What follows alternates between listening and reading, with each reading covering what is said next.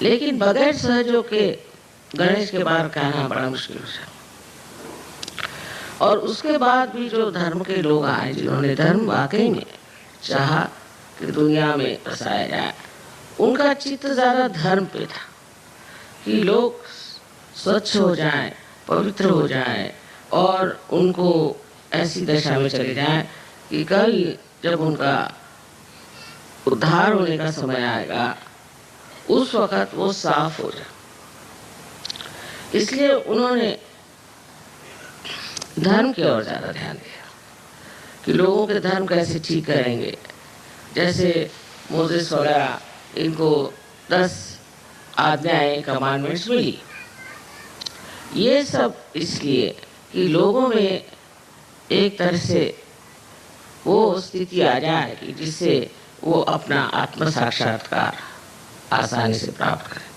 हमारे यहाँ भी गुरु नानक आदि जितने बड़े बड़े गुरु हो गए हैं, उन्होंने यही मेहनत की कि मनुष्य जो है वो धर्म पे कम से कम जमा रहे, माने उसमें बैलेंस है, माने उसके अंदर शुद्ध विचार हो और वो पाप पुण्य में पुण्य ही देखता है। श्री गणेश का कार्य और तरह का। श्री गणेश अपनी शक्ति से ही स्वच्छ करते हैं। उनकी शक्ति सबसे बड़ी है, जिसे कहते हैं अबोधिता, माने इनोसेंस।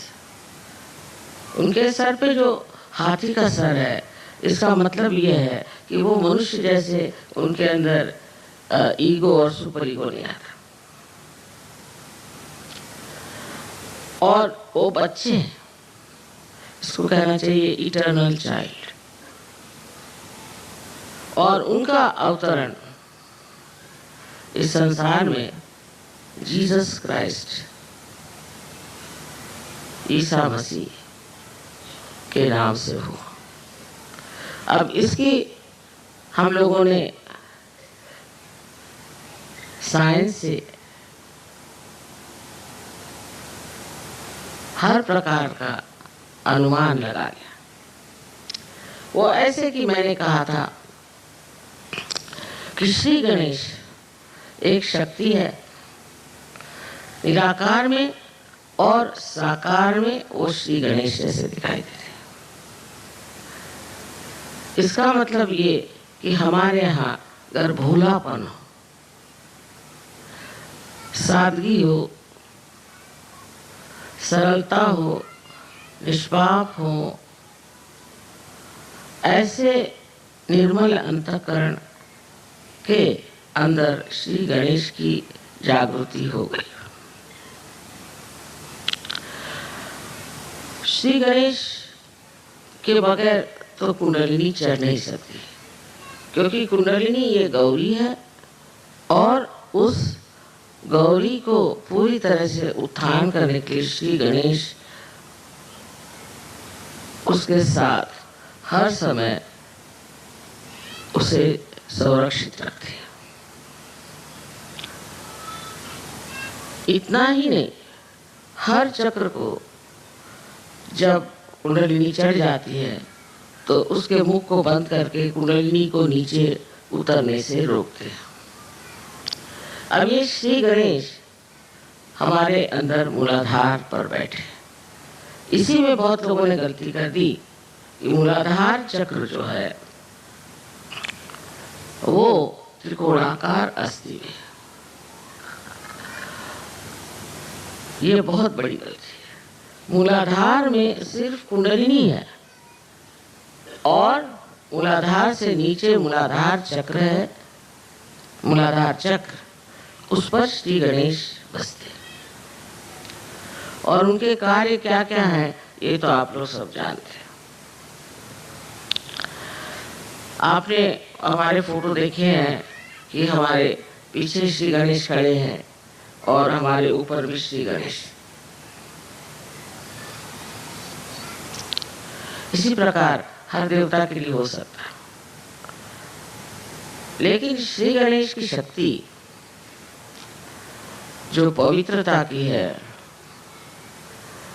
मैं ज़रूर कहूँगी कि हिंदुस्तान में इसके मामले में सब लोग जानते हैं कि हमको पवित्र रहना चाहिए। परदेश में नहीं, परदेशियों को तो पहले म्लेच्छ कहते थे, माने जिनको मल की ही इच्छा है। और श्री गणेश निर्मल है। हिंदुस्तानियों में निर्मलता की इच्छा बहुत है, और करनी भी हो तो भी कम से कम इसका ढोंग तो करते हैं। इसी ढोंगीपना से कम ये फायदा है कि एक मनुष्य में जो खराबियां हैं वो ढोंगी है, तो उसकी खराबियां समाज में नहीं फैलती। लेकिन विदेश में तो वो सोचते हैं कि जो ये खराबियां हैं ये तो बड़ा भारी कोई हम आवाहन लिए हुए हैं और बड़ा भारी हम कार्य कर रहे हैं।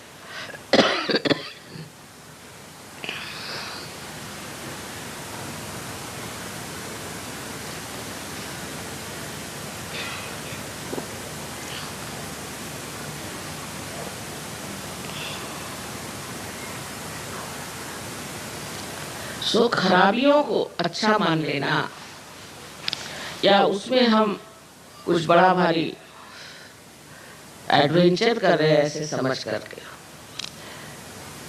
उसमें रत रहना, ये हम लोगों के हिसाब से तो बेवकूफ़ी है।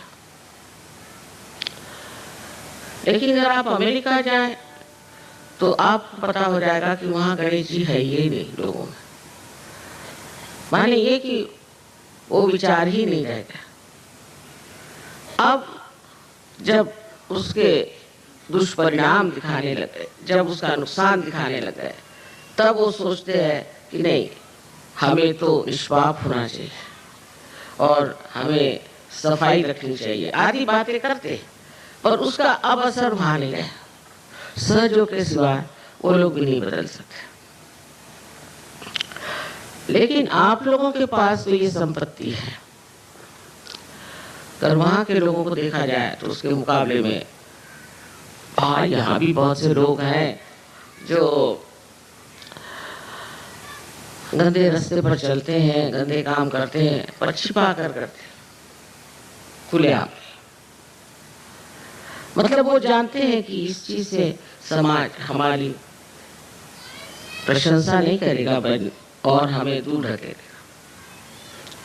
विशेषकर जो लोग बाहर होके आए हैं उनमें ये दोष पाया जाता है, बड़े चरित्रहीन होते हैं और इस चरित्रहीनता को वो बड़ी भारी अपनी कमाल समझते हैं और सोचते हैं कि इसमें तो खास हम कोई तो भी बहुत सुंदर हैं या हमारे अंदर कोई तो भी विशेषता है, इस प्रकार का आरोपण करके अपने को बहुत ऊंचा समझने लग जाता है।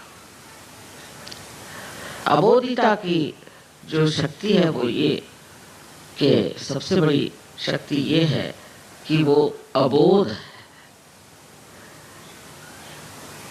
माने ये कि उसके अंदर किसी भी तरह की खराबी नहीं, कोई किलमिश उसके अंदर दिमाग में नहीं, वो बिल्कुल साफ सुथरा इंसान है। ईसा मसीह ने कहा था कि जब तुम्हारे उत्थान का समय आएगा तब तुम बच्चों जैसे हो जाओ।